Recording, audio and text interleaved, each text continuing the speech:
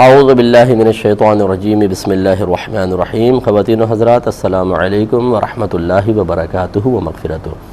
Programme احکام شریعت اور فقہ حنفی سے متعلقہ مسائل اور قرآن و حدیث کی روشنی میں ان کے جوابات کے ساتھ ایک دفعہ پھر آپ کے سامنے حاضری کا شرف حاصل ہو رہا ہے۔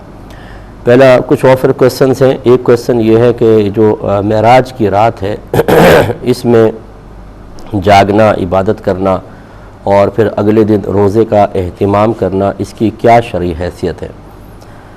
دیکھیں، یہ کوئی فرض یا واجب نہیں ہے، یقیناً کوئی بھی اس کو فرض یا واجب نہیں کہتا، لیکن مسلمانوں کی ایک بہت بڑی تعداد اور خصوصاً ہندوستان پاکستان میں اس رات کا اہتمام کیا جاتا ہے، یعنی عبادت کا اہتمام کرتے ہیں، اجتماعات رکھے جاتے ہیں، ان میں بیانات ہوتے ہیں، اسی طرح نعتیہ محافل کا انعقاد ہوتا ہے اور اگلے دن لوگ روزے کا اہتمام بھی کرتے ہیں۔ اگر انہیں لازم و ضروری نہ سمجھا جائے، اس طرح لازم و ضروری سمجھنے کا مطلب ہمیشہ یاد رکھیے گا یہ ہوتا ہے کہ اگر نہیں کرو گے تو گناہ گار ہوگے، نہیں کرو گے تو آخرت میں پکڑ ہوگی۔ اگر کوئی اس نظریے کے ساتھ، اس سوچ اور نیت کے ساتھ اس رات کو جاگے اور اگلے دن روزے کا اہتمام کرے تو یہ بالکل غلط ہوگا۔ لیکن اگر کوئی صرف اس لیے کہ چلیں تمام رات سوتے رہتے ہیں، اگر اس رات میں جاگ کر اللہ تعالیٰ کی عبادت کر لی جائے اور اگلے دن روزے کا اہتمام کر لیا جائے اور اس کو صرف مستحب سمجھا جائے تو اس میں شرعاً کوئی حرج نہیں۔ ہونا تو یہ چاہیے کہ ہر رات ہی ہم جاگیں اور اللہ تبارک و تعالیٰ کی عبادت کریں، روزانہ روزے رکھیں اگر اللہ تعالیٰ ہمت دے، لیکن یہ سب سے نہیں ہو سکتا تو کم از کم کچھ ایسی راتیں، خصوصاً رمضان کی راتیں اور پھر سال بھر کے اندر کچھ ایسی راتیں ہیں کہ جن میں اگر انسان انہیں فرض یا واجب، یعنی ان میں قیام، ان میں عبادت کو فرض، واجب، لازم سمجھ کر نہ کرے، صرف مستحب سمجھ کے کرے تو اس میں شرعاً کوئی حرج نہیں ہے۔ بعض لوگ کہتے ہیں اس رات میں جاگنے کی کوئی فضیلت بیان کریں، اگلے دن روزہ رکھنے کی کوئی فضیلت، تو ایسی کوئی فضیلتیں قرآن و حدیث میں بیان یقیناً نہیں ہوئی ہیں، اگرچہ منع بھی نہیں کیا گیا ہے، تو یوں نہ تلاش کریں۔ پھر یہ ہوتا یہ ہے کہ جب آپ اس طرح کے کویسچنز کرتے ہیں، ہر ایک سے کرتے ہیں، تو پھر کچھ لوگ الٹی سیدھی مطلب غلط قسم کی باتیں بنا لیتے ہیں، وہ پوسٹ وغیرہ کر دیتے ہیں، ہم سمجھتے ہیں کہ جی یہ اسی رات سے متعلق قرآن میں یا حدیث میں بیان ہوا ہے، اور اس طرح غلط فہمیاں عام ہوتی ہیں۔ بس یہ سمجھ لیں کہ اس رات میں عبادت کرنا فرض یا واجب نہیں تو منع بھی نہیں، تو اگر کوئی کرنا چاہے بہت اچھی بات ہے، جو نہ کرنا چاہے ساری رات سوتا رہے اسے کوئی ملامت نہیں۔ اگلے دن روزہ رکھنا چاہیں تو نفل روزہ اللہ تعالیٰ کو بڑا محبوب ہے۔ میرے آقا صلی اللہ علیہ وسلم نے ارشاد فرمایا جو اللہ تعالیٰ کی رضا کی خاطر ایک روزہ رکھے تو وہ جہنم سے اتنا دور کر دیا جاتا ہے جیسے کہ ایک کوے کا بچہ ہو اور وہ اڑتے اڑتے اڑتے ساری زندگی حتیٰ کہ مر جائے، جتنا فاصلہ وہ طے کرے گا اسے اللہ تعالیٰ جہنم سے اتنا دور کر دے گا۔ تو کوے کی زندگی سنا ہے کہ بڑی لمبی ہوتی ہے، تو لہٰذا یہ سمجھانا مقصود ہے ایک حصی مثال کے ذریعے کہ اللہ تعالیٰ ایسے شخص کو جہنم سے بہت دور کر دیتا ہے۔ تو آپ یہ کہہ سکتے ہیں اگر کوئی کل کا روزہ یعنی معراج کی رات سے اگلے دن روزہ رکھتا ہے تو اس کو اللہ تعالیٰ یہ اجر و ثواب بھی، برکات سے بھی نواز دے گا۔ تو ایک یہ کویسچن کیا تھا کہ توبہ کا طریقہ، میں نے شاید کسی پروگرام میں کہا ہوگا کہ میں اگلے پروگرام میں عرض کروں گا، پھر بعض اوقات میرے ذہن سے نکل جاتا ہے یا بیچ میں ناغے آ جاتے ہیں تو پھر تو بالکل ہی وہ چیز محو ہو جاتی ہے۔ تو مختلف گناہوں پہ توبہ کا طریقہ ویسے تو میں کئی دفعہ ذکر کر چکا ہوں، لیکن بھائی نے خاص مجھے میل کی کہ اس پہ توجہ دلائی تو میں اس کو شامل پروگرام کر رہا ہوں۔ لیکن سب سے پہلے دیکھا جائے گا کہ ہم نے جو حق میں کوتاہی کی ہے وہ کس کے کی ہے، اللہ تعالیٰ کے حق میں کوتاہی ہے یا بندوں کے؟ پھر جب اللہ تعالیٰ کے حق میں کوتاہی ثابت ہو جائے تو پھر یہ دیکھیں گے کہ کسی بدنی عبادت میں ہے کہ ہم نے اس کو وقت پہ ادا نہیں کیا حتیٰ کہ قضا ہو گئی جیسے نماز یا روزہ، یا مالی عبادت میں ہے کہ ہم نے اس میں تاخیر کر دی جیسے حج فرض تھا جان بوجھ کے نہیں گئے، زکوٰۃ فرض تھی ادا نہیں کی، فطرہ فرض ہو گیا، لازم ہو گیا تھا ادا نہیں کیا، قربانی واجب ہو گئی تھی چھوڑ دی نہیں کی، تو یہ گناہ گار ہوئے، یہ بھی ایک حق میں کوتاہی ہے۔ اور یا تیسری چیز کہ ان دونوں کے علاوہ جیسے کسی نے شراب نوشی کی، نشہ استعمال کیا تو اس کو منع کیا گیا تھا، اس نے گویا کہ اللہ کے حکم کی نافرمانی کر کے اللہ تبارک و تعالیٰ کے حق میں کوتاہی کی ہے، لیکن اس کا تعلق کسی بدنی یا مالی عبادت سے نہیں ہے۔ اس پر میں کلام کرتا ہوں لیکن ایک سائل منتظر ہے۔ السلام علیکم۔ السلام علیکم۔ جی وعلیکم السلام۔ سر میرے چند سوالات ہیں۔ پہلا سوال یہ ہے کہ معراج کی رات آقا کریم علیہ الصلوۃ والسلام نے اللہ کے اپنی سر کی آنکھوں سے اللہ کا دیدار کیا. بعض لوگ اس کا انکار کر دیتے ہیں, اس کا انکار کرنا کیسا ہے, اس حوالے سے رہنمائی فرمائیے گا. اور میرا اگلا کوشچن یہ ہے کہ اگر کسی کے ہمسائے بہت وسیع پیمانے پر جوئے کا کام کرتے ہوں تو ایسے ہمسایوں سے تعلق رکھنا, ان کی خوشی غمی میں شرکت کرنے کی شرعی حیثیت کیا ہے؟ اور میرا اگلا کوشچن یہ ہے کہ جس نابینا کے پاس بہت زیادہ مال ہو کیا اس پر حج فرض ہوگا کہ نہیں؟ اور میرا آخری کوشچن یہ ہے کہ بعض عاملین قرآنی صورتوں کو اور آیت صورتوں کو اور سپاروں کو چھوٹے سائز میں کر کے تو مریض کو کہتے ہیں کہ پانی میں نہ اس کو بوتل میں ڈال دیجئے, تو کافی دن پڑے رہنے کی وجہ سے وہ پیجز جو ہے وہ گل جاتے ہیں. ایسا کرنا جائز ہے کہ نہیں, اس حوالے سے رہنمائی فرمائیے گا. السلام علیکم ورحمۃ اللہ وبرکاتہ. جی انشاءاللہ میں عرض کرتا ہوں.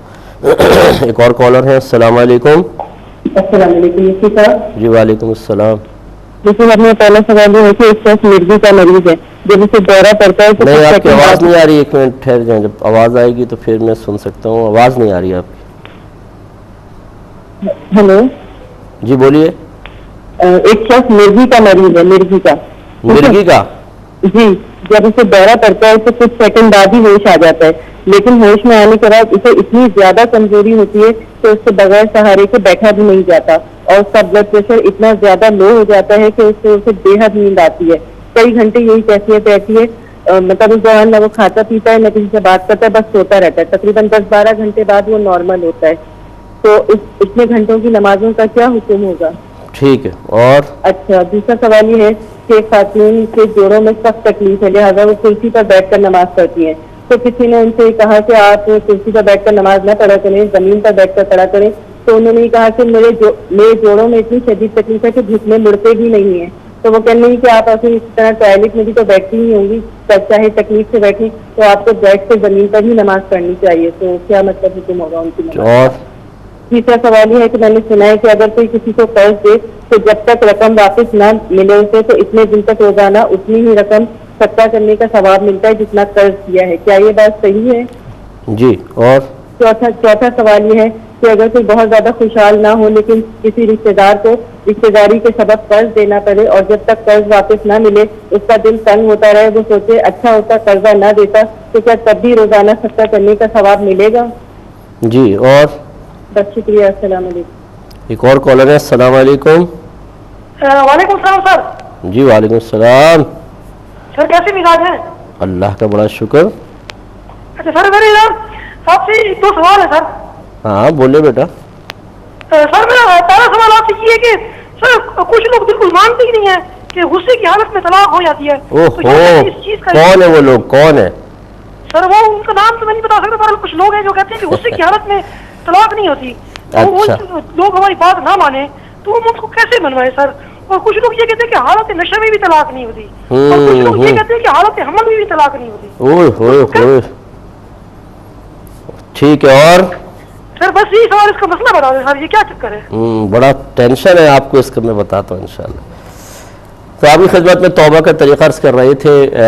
اللہ تعالیٰ کے حق میں کوتاہی کی تو پہلے دیکھیں, اگر بدنی عبادت میں کوتاہی ہے جیسے نماز قضا کر دی یا روزہ قضا کر دیا, تو اس کا حکم شرع یہ ہے کہ زندگی میں آپ کو اس کو ادا ہی کرنا ہوگا.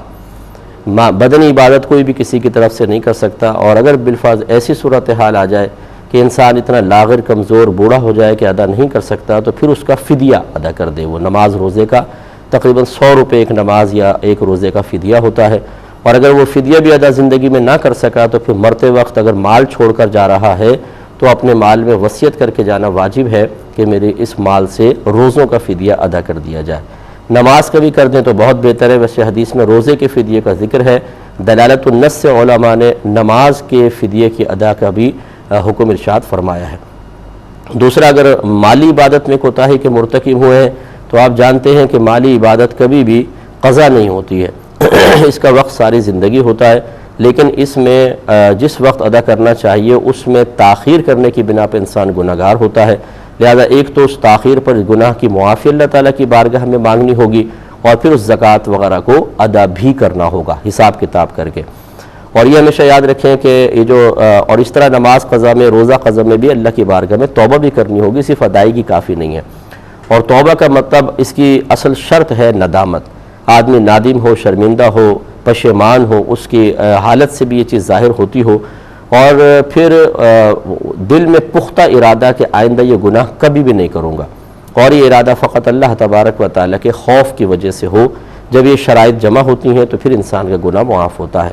اس طرح جو تیسرا ہے کہ نہ مالی عبادت نہ بدنی عبادت، ویسی کوتاہی کی جیسے شراب وغیرہ پی لی، اس میں فقط توبہ ہے۔ اسی طریقے سے کہ نادم ہو، شرمندہ ہو، دل میں پختہ ارادہ کرے اللہ کے خوف کی وجہ سے کہ آئندہ زندگی میں کبھی بھی نہیں کروں گا، تو بس توبہ مقبول ہے، اس کا گناہ معاف ہو جائے گا۔ پھر اسی طرح بندوں کے حق میں جب کوتاہی ہوتی ہے تو وہ بھی تین طرح کی ہوتی ہے، یا تو ہم نے کسی کو جسمانی تکلیف پہنچائی ہے، اور روحانی تکلیف پہنچائی ہے، یا مالی تکلیف پہنچائی ہے۔ اگر جسمانی تکلیف ہے، مارا پیٹا ہے، ہاتھ کاٹ دیا، پیر کاٹ دیا، تو پھر سامنے والے کو آفر کرنا لازم ہے کہ آپ اسی طریقے سے مجھ سے بدلہ لے سکتے ہیں۔ دانت کے بدلے دانت ہوتا ہے، آنکھ کے بدلے آنکھ ہوتی ہے۔ اگر دنیا میں انسان اپنے آپ کو قصاص پر پیش کر دے یہ بہت اچھی بات ہے، ورنہ پھر آخرت میں حساب و کتاب بہت ہی سختی کے ساتھ دیا جائے گا۔ تو اس میں ترتیب یہ ہے کہ پہلے اس سے معافی مانگے، اپنے آپ کو بدلے کے لیے پیش کریں، پھر اگر وہ معاف کر دیتا ہے تو بہت اچھی بات ہے، یا بدلہ لے لیتا ہے بالفرض، تو بدلہ اگر لیتا ہے تو پھر اللہ کی بارگاہ میں توبہ کرنی ہوگی، کوئی اگر اس کا بدلہ لینا یہ کفارہ ہو گیا آپ کی خطا کا، پھر اللہ کی بارگاہ میں توبہ کرنی ہوگی، کیونکہ ہر بندے کے حق میں کوتاہی اصل میں اللہ کے حق میں بھی کوتاہی ہے، کیونکہ اللہ تبارک و تعالیٰ نے بندوں کے حقوق کی ادائیگی کا حکم دیا تھا۔ اور اگر وہ معاف کر دیتا ہے، بدلہ نہیں لیتا، تو پھر بس معافی ہو گئی، اب بھی لیکن اللہ کی بارگاہ میں توبہ تو کرنی ہی ہوگی۔ جو روحانی تکلیف ہے کہ آپ نے کسی پہ طنز کیا، کسی کو گالی بک دی، کسی پہ بہتان تراشی کی، کسی کے پرائیویٹ مسائل کو نکال کر جیسے آج کل سوشل میڈیا پہ ڈال دیا جاتا ہے، جو سخت حرام اور گناہ کبیرہ ہے، اور ہماری پوری مسلمان قوم، پوری سے مسلمان میں مبالغہ کر رہا ہوں، پوری سے مراد میری وہی ہے کہ جو سوشل میڈیا سے باقاعدہ وابستہ ہیں اور علم دین سے بہت دور یا علم دین کے قریب بھی ہیں لیکن ڈیڑھ ہوشیار ہیں، علماء کی اطاعت نہیں کرتے ہیں، وہ رات دن اس گناہ کبیرہ کے اندر لگے ہوئے ہیں۔ کسی کی بھی کوئی بھی بات آئی اور فوراً آگے پہنچا دی، اور اس طریقے سے روحانی تکلیف کا سبب بنتے ہیں۔ اس کا حکم بھی یہ ہوتا ہے کہ اس شخص سے جا کے معافی طلب کرنی ہوگی، وہ معاف کر دے تو بہت اچھی بات ہے، پھر اللہ کی بارگاہ میں توبہ کرنی ہوگی۔ لیکن اگر یہ دونوں معاف نہ کریں تو پھر اس کا ایک اور بھی مسئلہ ہے، وہ کرنا ہوگا، میں عرض کرتا ہوں لیکن ایک چھوٹے سے بریک کے بعد۔ بسم اللہ الرحمن الرحیم۔ پہلے ایک کال لے لیتے ہیں، منتظر ہیں، پھر میں انشاءاللہ جواب کنٹینیو کروں گا۔ السلام علیکم۔ السلام علیکم۔ جی وعلیکم السلام۔ جی میں احمد بات کر رہا ہوں سعودیہ سے۔ جی فرمائیے۔ جی میرا یہ ایک کوشچن ہے آپ سے کہ میری یعنی سسٹر کی یعنی پریگننٹ تھی لیکن وہ ڈسکیریج ہو گیا ان کا اینڈ ٹائم پہ، تو میرے والدین نے اور بہن بھائیوں نے مل کے میرے بھائی کی بیٹی یعنی تو کوئی یعنی سیم ٹائم تھا وہ انہوں نے بہن کو دے دی ہے، لیکن میرے بہن بھائی کو اس بات کا نہیں پتا کہ وہ بیٹی اس کی ہے یا میرے بھائی کی ہے۔ اچھا، یعنی چپکے سے دے دی؟ ہاں جی جی چپکے سے دے دی ہے، تو وہ ان کو اس کو نہیں پتا ہے، اور میں جب اپنے یعنی والدین کو یا بہن بھائیوں کو کسی چیز سے یعنی ایسے کام سے منع کرتا ہوں تو مجھے فوراً کہتے ہیں جی آپ ہم سے بات ہی نہ کیا کریں، یعنی مجھ سے قطع تعلق کر لیتے ہیں۔ اب یعنی بہت سارے واقعے ایسے ہو چکے ہیں، تو کیا میں گناہگار ہوتا ہوں اگر میں ان کو یعنی تنبیہ کرتا ہوں یا سمجھاتا ہوں یا روکتا ہوں؟ ٹھیک ہے، میں عرض کرتا ہوں۔ ٹھیک ہے، تو یہ توبہ کا طریقہ عرض کر رہے تھے، تو اگر جسمانی تکلیف پہنچائی ہے اپنے آپ کو بدلے پہ پیش کرنا ہوگا اور اس سے معافی طلب کرنی ہوگی، بدلہ لے لے، ٹھیک، اللہ کی بارگاہ میں توبہ کریں۔ اگر معاف کر دیتا ہے، بدلہ بالکل نہیں لیتا، تو پھر اس کا شکریہ بھی ادا کریں اور اللہ تعالیٰ کی بارگاہ میں توبہ کریں۔ اور روحانی تکلیف پہنچائی ہے تو جس کے لیے روحانی تکلیف کا سبب بنے ہیں اس سے بالمشافہہ معافی طلب کرنا ضروری ہے۔ یہ نہیں کہ آپ ایک پوسٹ ڈال دیں سوشل میڈیا پر کہ جی میں بڑی معافی چاہتا ہوں، جن کی دل آزاری ہے مجھے معاف کر دیں، اس طریقے سے نہیں ہوتا۔ جس کی دل آزاری ہوئی ہے یہ تو ایک وبال اپنے سر پہ آپ نے لے لیا، اب اس سے بالمشافہہ معافی طلب کرنا ضروری ہے، کیونکہ آپ کی پوسٹ کا احسان جو ہے یہ آپ کو بچائے گا نہیں۔ ہم سمجھتے ہیں شاید اس طرح میسیج پر پوسٹ کے ذریعے معافی طلب کر لیں گے، بہت بڑا ہم نے احسان کر لیا کہ اپنے آپ کو اتنا جھکا لیا اور سامنے والے پہ لازم ہے کہ مجھے معاف کر دیں۔ ضروری نہیں ہے کہ آپ کی وہ پوسٹ وہ مضمون اس شخص تک پہنچ جائے جس کی آپ روحانی تکلیف کا سبب بنے، اور پہنچ بھی جائے تو ضروری نہیں کہ وہ آپ کو معاف کرے۔ آپ نے اس کی دل آزاری شدید قسم کی وہ سب میں اس کو بدنام کیا، اب کم از کم اتنی ذلت اٹھانی ہوگی کہ اس کے پاس جا کر معافی مانگیں اور اس کے سامنے ہاتھ جوڑیں، پاؤں پکڑ لیں۔ اگر نہیں کریں گے تو پھر میدان محشر میں اللہ تبارک و تعالیٰ اس کا بدلہ دلوائے گا۔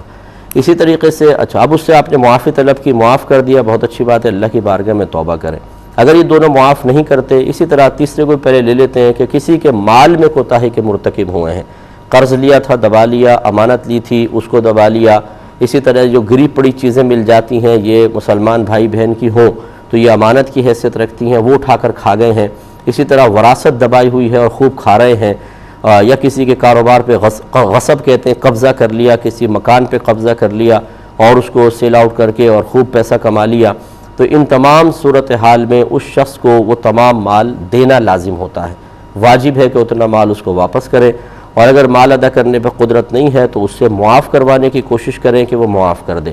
اگر مال دے دیا پھر بھی اس سے معافی تو مانگنی پڑے گی، کیونکہ آپ نے اس کو اتنے عرصے کی تکلیف میں پہنچائی ہے، تو مال اگر نہیں ہے تو اس سے معافی مانگے۔ اب اگر آپ نے مال دے دیا، اس نے معاف کر دیا، یا ویسے آپ نے معافی مانگی، اس نے کہا میں نے مال بھی معاف کیا جاؤ، تو دونوں صورتوں میں گویا کہ آپ کم از کم اس کی پکڑ سے بری ذمہ ہوئے، اب اللہ کی بارگاہ میں توبہ کرنی ہوگی۔ لیکن اگر ان میں سے یہ تینوں شخص راضی نہیں ہوتے، آپ معافی مانگتے ہیں وہ آپ کو معاف نہیں کرتے ہیں، جسمانی تکلیف والا بدلہ نہیں لیتا، روحانی تکلیف والا کہتا ہے میں بدلہ تو نہیں لوں گا لیکن تمہیں معاف بھی نہیں کروں گا، ایسی صورت میں یاد رکھیں کہ یہ نہیں کہ آپ اور اس کو گریبان پکڑ کے کہیں کہ اچھا نہیں معاف کرتا تو ایک اور تھپڑ کھا۔ جیسے ہمارا اکثر یہ اندر کا تکبر، کبھی کبھار ہم کسی کا بیان سن کے، کسی کی بات سن کے، کسی کی نصیحت سے مغلوب ہو کر تھوڑی سی ہمت کر لیتے ہیں، معافی مانگ لیتے ہیں، لیکن جب سامنے والا معاف نہیں کرتا تو اکڑ کر پھر ہم اس کے ساتھ نازیبہ سلوک اور طنز اور سخت لہجہ کر لیتے ہیں، روڈلی رویہ رکھتے ہیں۔ یہ شرعاً بالکل جائز نہیں، آپ کا کوئی احسان نہیں ہے اس سے معافی طلب کرنے پر، یہ اس کا احسان ہے کہ معاف کر دے، اور نہیں کرے گا تو بروز قیامت اس کو حق حاصل ہے۔ بعض اوقات اتنی شدید تکلیف انسان دیتا ہے اور معمولی طریقے سے معافی مانگ رہا ہوتا ہے، سامنے والا معاف نہیں کر رہا تو ڈرنا چاہیے۔ تو اب اس کا صورتحال یہ ہے کہ آپ اس کے لیے خوب دعائے مغفرت کرتے رہیں، جو بھی نیکیاں کریں اللہ تعالیٰ کی بارگاہ میں دعا کرتے رہیں اللہ تعالیٰ میرے اس نیکی کا ثواب اس شخص کو بھی پہنچ جائے، اس کے درجات کی بلندی کی دعائیں کریں، خوب دعا کرتے رہیں۔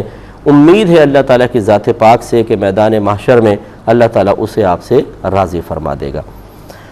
جوابات کی طرف آتے ہیں۔ پہلے ایک انہوں نے کہا کہ بعض لوگ معراج میں جو نبی کریم صلی اللہ علیہ وسلم نے اپنی چشمان ظاہری سے اللہ تبارک و تعالیٰ کا دیدار کیا اس کا انکار کرتے ہیں، اس کا انکار کرنا کیسا؟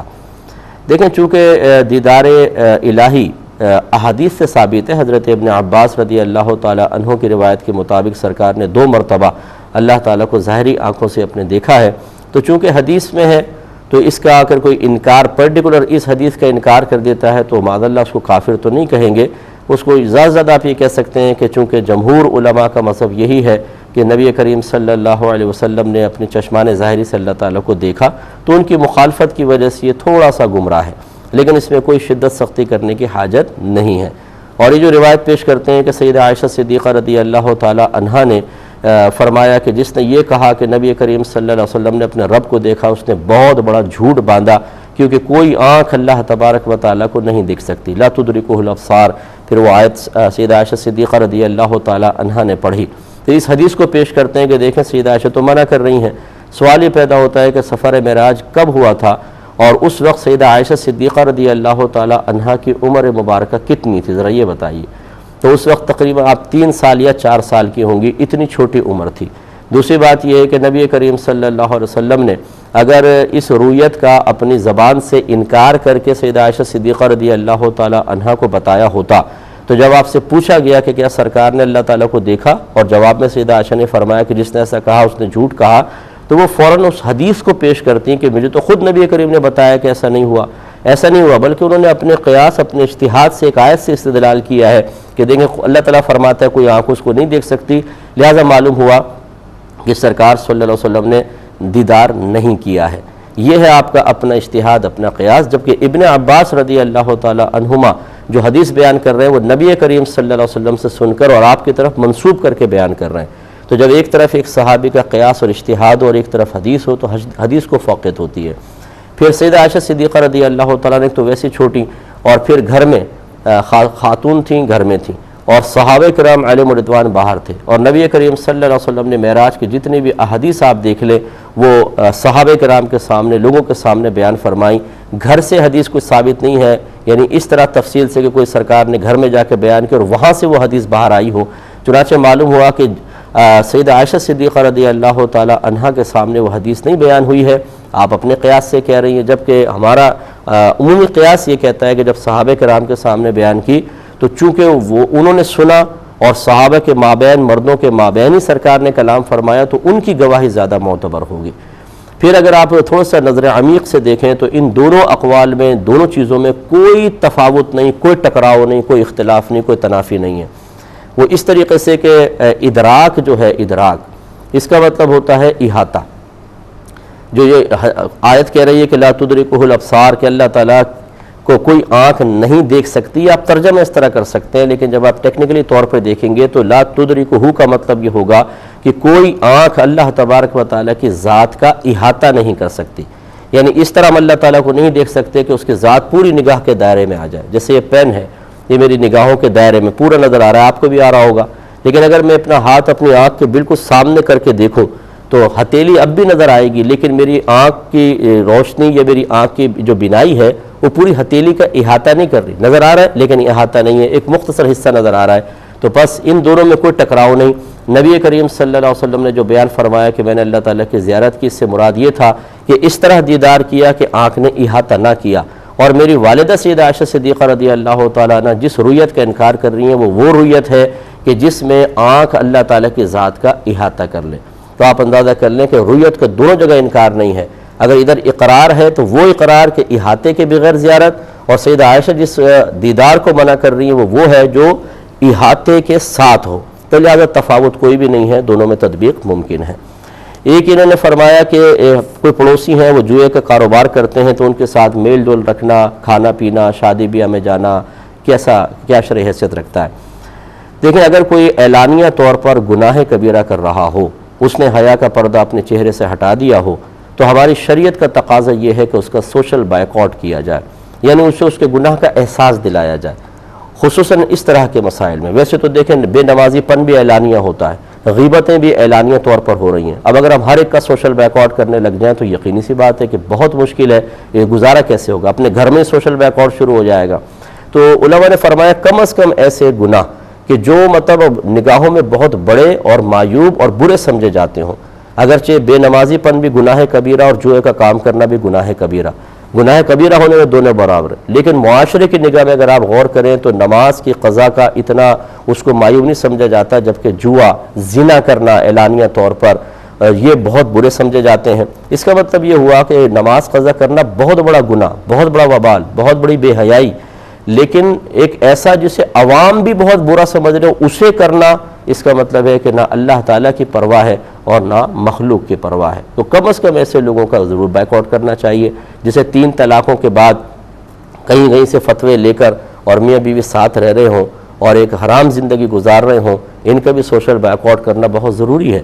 تو اس لیے اس طرح کے لوگوں سے میل جول رکھنا بہت دور رہنا، میل جول ترک کرنا ضروری ہے، کیونکہ آپ برے کے ساتھ رہیں گے، آپ پہ انگلی اٹھے گی، آپ پر بھی تہمت لگے گی، لوگ آپ پر بھی گمان کریں گے کہ یہ بھی جوئے میں ملوث ہوں گے، پیسہ دیتے ہوں گے، پروفٹ لیتے ہوں گے، اسی لیے میل جول رکھ رہے ہیں۔ اور میرے آقا صلی اللہ علیہ وسلم نے ہر ایک ایسے مقام پر جانے سے منع فرمایا جہاں تہمت لگنے کا اندیشہ ہو یا انسان اپنے آپ کو کسی کی زبانی یا قلبی غیبت پر پیش کر دے، اس لیے اجتناب کرنا واجب ہے۔ ایک ہی کہتے ہیں کہ اگر کوئی نابینا بہت زیادہ مالدار ہو تو کیا اس پر حج فرض ہوگا؟ دیکھیں، نابینا پہ حج فرض نہیں ہوتا، چاہے وہ کتنا ہی مالدار کیوں نہ ہو، چاہے اس کا کوئی سہارا بھی موجود ہو۔ ہاں، اگر وہ کرے گا تو انشاءاللہ ادا ہو جائے گا، لیکن اس پہ حج کی فرضیت نہیں ہوگی۔ یہ کہتے ہیں بعض اوقات عاملین وغیرہ ایسے تعویذات دیتے ہیں جس پہ آیات قرآنیہ لکھی ہوتی ہیں، مقدس کلمات ہوتے ہیں، اور کہتے ہیں کہ اس کو آپ پانی میں ڈال دیں اور وہ پانی پیتے رہیں، یعنی تعویذ پانی میں گھول دیں، تو بعض اوقات وہ بہت زیادہ گل جاتا ہے، تو کیا اس کے حکم شرع ہوگا؟ دیکھیں، مسئلہ یہ ہے کہ بہتر یہ ہوتا ہے کہ آپ اس کو مطلب بہرحال یہ جائز ہے، اس میں کوئی حرج نہیں ہے کہ یقینی سی بات ہے اچھی چیز کے ساتھ اگر کوئی چیز مس ہوتی ہے تو ضرور اس کی برکات اس میں منتقل ہوتی ہیں، تو وہ آیات جو لکھی ہوئی ہیں وہ جب پانی کے ساتھ مس ہوں گی تو اس کی برکات ظاہر ہوں گی۔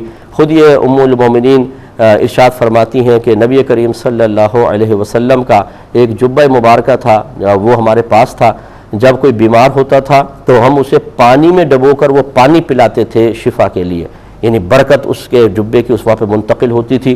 تو اس لیے اس کو یوں کریں کہ آپ پانی میں گھول کر اس کو تھوڑا بہت اس کا جیسے اثر آپ آ جائے اس کو نچوڑ کر پھر اس کو نکال کر زمین میں کسی جگہ دفنا دیں تاکہ بے ادبی بھی نہ ہو۔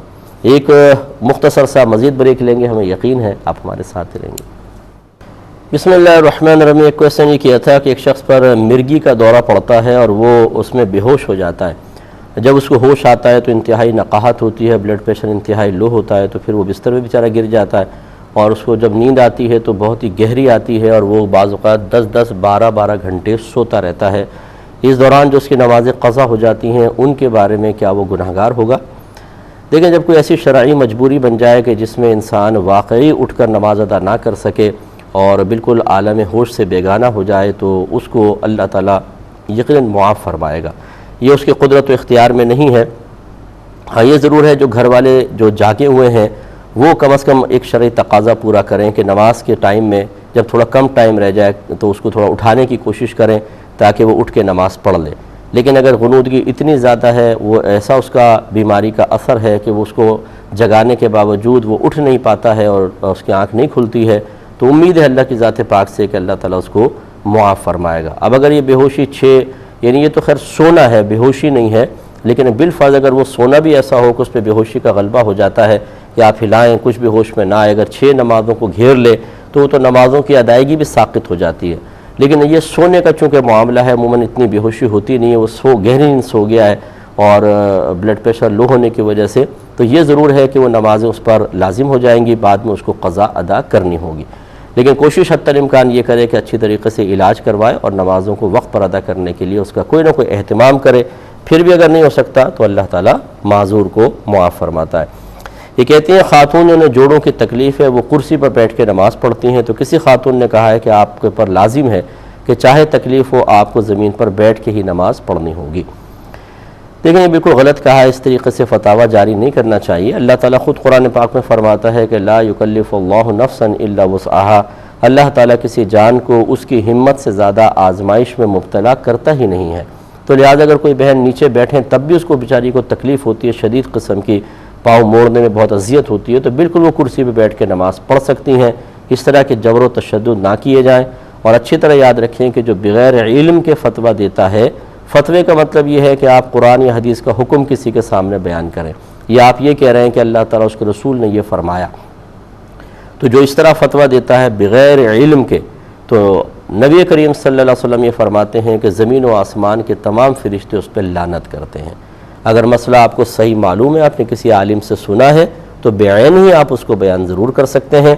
لیکن اپنے پاس سے اجتہاد کرنا اور غلط سلط مسئلے ذہن کے اندر جو موجود ہو کسی کو بتانا, خصوصاً کسی کا اگر حافظہ کمزور ہے, مسئلے یاد نہیں رہتے, آدھے یاد رہتے ہیں آدھے نہیں, تو وہ تو کبھی نہ بتائے, کیونکہ وہ جائز کو ناجائز یاد رہے گا, ناجائز جائز بن جائے گا, اور اس سے بڑی خرابی لازم آئے گی. ایک انہوں نے کہا کہ کیا یہ صحیح ہے کہ اگر کوئی قرض ادا کرے, قرض کسی کو دیتا ہے تو اس کو بہت سارا ثواب ملتا رہتا ہے روزانہ جب تک قرضہ واپس نہیں ہوتا؟ تو بالکل یہ صدقے کا ثواب 10 گنا ہوتا ہے, اور کہا جاتا ہے کہ قرض جب تک واپس نہیں ہوتا روزانہ 18 گنا اس کو ثواب ملتا ہے. اس لیے امام غزالی نے نقل کیا کہ بعض اکابرین اگر کوئی مدد طلب کرنے کے لیے آتا تو صدقہ نہیں دیتے تھے بلکہ اس کو قرض دیتے تھے, اور دل میں نیت کرتے تھے کہ اگر یہ نہیں دے سکا تو معاف ہے, اور نیت یہ ہوتی تھی کہ جب تک قرض اس کے پاس رہے گا ہمیں صدقے سے بھی زیادہ کا ثواب ملتا رہے گا. کیونکہ صدقہ دے کر تو انسان بس بے پرواہ ہو جاتا ہے, نہ پھر اس کی طرف توجہ نہیں ہوتی, نہ اذیت نہ تکلیف, ٹھیک ہے اللہ کے لیے دے دیا. لیکن جب آپ قرض کسی کو دیتے ہیں تو پھر آپ بار بار متوجہ رہتے ہیں کہ شاید مجھے دے گا, نہیں دیتا تو دل آزاری ہوتی ہے, تکلیف ہوتی ہے, پریشانی ہوتی ہے, اپنی بہت ساری حاجات انسان اس کی وجہ سے قربان کرتا ہے. تو اس لیے ان تمام چیزوں کا مجموعہ بن کر اس کے لیے ثواب میں اضافے کا سبب بن جاتا ہے. ایک یہ کہتی ہیں کہ اگر کسی نے کسی کو قرض دیا ہو اور وہ واپس نہیں کر رہا, تو اب اس کا دل تنگ ہوتا ہے کہ یار کاش میں نہ دیتا, دیکھو پھنس گئے پیسے, تو کیا اب بھی اس کو ثواب ملے گا؟ دیکھیں یہ تو ایک فطری تقاضا ہے کہ جب انسان کو تکلیف پہنچتی ہے تو اس طرح کے خیالات ذہن میں آتے ہیں. ہاں اس سے تو کوئی فرق نہیں پڑے گا, لیکن اگر وہ اس کے مطابق کوئی عمل کر لے, مطلب اس پہ مثال کے طور پہ طنز کر دے, طلب میں سختی کرے, اسے بے عزت کرے, نجی محافل کے اندر اس کا تذکرہ کرے کہ یار بڑا دیکھو عجیب آدمی ہے, قرضہ لے کے دبا کے بیٹھ گیا, دیتا نہیں ہے, اس طرح کے جب وہ معاملات کرے گا تو پھر ہو سکتا ہے کہ اللہ تعالیٰ اسے ثواب سے محروم کر دے. کیونکہ اللہ تعالیٰ نے ارشاد فرمایا لا تبطلوا صدقاتکم بالمن والاذی, تم اپنے صدقات کو احسان جتا کر اور تکلیف پہنچا کر ضائع مت کرو. یہ صدقات کے بارے میں ہے, تو یہ اس کا ثواب کے بارے میں ہم اس سے استدلال کر سکتے ہیں کہ ایسا نہ ہو کہ ہم تکلیف پہنچائیں تو اللہ تعالیٰ ہمیں ثواب سے ہی محروم کر دے. ایک یہ نوجوان نے کہا، اس کو بڑا ڈپریشن ہے اس سلسلے میں، کہ لوگ کہتے ہیں جی غصے کی حالت میں طلاق نہیں ہوتی، نشے کی حالت میں، حمل کی حالت میں نہیں ہوتی، ان کو آخر کیسے سمجھایا جائے؟ تو بیٹا آپ کو سمجھانے کی بالکل کوئی حاجت نہیں ہے، آپ کا کام ہے بتانا. اب کوئی مانتا ہی نہیں مانتا، یہ تو انبیاء علیہ السلام کی بھی ذمہ داری نہیں تھی کہ وہ زبردستی چیز کو مسلط کریں. اسی لیے انبیاء علیہ السلام جب تبلیغ فرماتے تو عموماً یہ فرماتے وما علینا الا البلاغ، کہ ہم پر تو فقط پہنچا دینا ہی لازم ہے، منوانا ہمارا کام نہیں ہے. آپ بتائیں مسئلہ، مانتے ہیں ٹھیک، نہیں مانتے تو جتنے اس طرح کے ڈیڑھ ہوشیار ہوتے ہیں جو قرآن و حدیث کی واضح تعلیمات کو سیکھنے کی زحمت تو گوارا نہیں کرتے، لیکن جب انہیں مسائل درپیش ہوں تو اپنی عقلوں کو استعمال کر کے اس کو حل کرنے کی کوشش کرتے ہیں. انہیں اتنی تمیز نہیں ہوتی کہ یہ دین کا معاملہ ہے، یہ عقل سے حل نہیں ہوتا. اگر یہ عقل سے حل ہوتا تو ہر شخص کا اپنا ایک الگ دین ہوتا. یہ تو ایک دین اللہ تعالیٰ اس کے رسول نے ہمارے سامنے پیش کر دیا، یہ تعلیمات وہاں سے آئی ہیں اور ہمیں مجبور کیا گیا ہے کہ اپنی عقول کو، اپنے مسائل کو، اپنی حاجات کو، اپنی پریشانی، اپنے آزار کو بالائے طاق رکھتے ہوئے ان تعلیمات کو حق سمجھتے ہوئے قبول کرنا ہوگا اور اس کے تقاضے کے مطابق عمل کرنا ہوگا. تو غصے میں طلاق بالکل واقع ہوتی ہے، حمل میں طلاق واقع ہوتی ہے، فقہ حنفی میں اگر کوئی نشے کی حالت میں طلاق دے واقع ہوتی ہے. لیکن غصے کے اندر یہ ضرور یاد رکھیں کہ اگر کسی کا غصہ شروع سے ہی ایسا ہے، اس کی عادت دائمہ ہے کہ جب غصہ آتا ہے تو اس کی عقل معاف ہو جاتی ہے، سر پارتا ہے دیوار کے اندر، چیزیں اٹھا کے پھینکتا ہے اور پھر بعد میں اسے کہتا ہے مجھے تو کچھ یاد نہیں تھا کہ کیا میں نے کر دیا، اتنا پاگل، یہ عادت اس کی مشہور اور معروف ہو جائے، اس غصے کی حالت میں جو طلاق ہوتی ہے وہ واقع نہیں ہوگی. لیکن اگر کوئی ایسے اس کا شدید غصہ نہیں آتا، ایک دفعہ ایسا ہوا لڑائی میں اتنا ہی شدید غصہ آ گیا اور طلاق دے دی، یہ عذر نہیں ہے، طلاق واقع ہوگی. اسی طرح نشے کے اندر اگر از خود کوئی نشہ کرتا ہے اور پھر اس نے طلاق دی بالکل واقع ہوگی.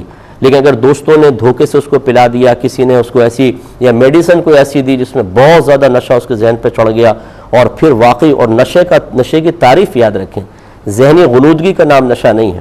نشے کی تعریف یہ ہے کہ انسان چلے تو اس کے پاؤں لڑکھڑانا شروع کر دیں، اس کو زبان سے کیا بول رہا ہے اس کو سمجھ میں نہ آئے، آسمان زمین، زمین آسمان لگے، سامنے عورت کھڑی ہو تو یہ نہ پتہ چلے ماں ہے، بہن ہے، بیٹی ہے، کون ہے، اجنبی عورت ہے، یہ نشہ ہے.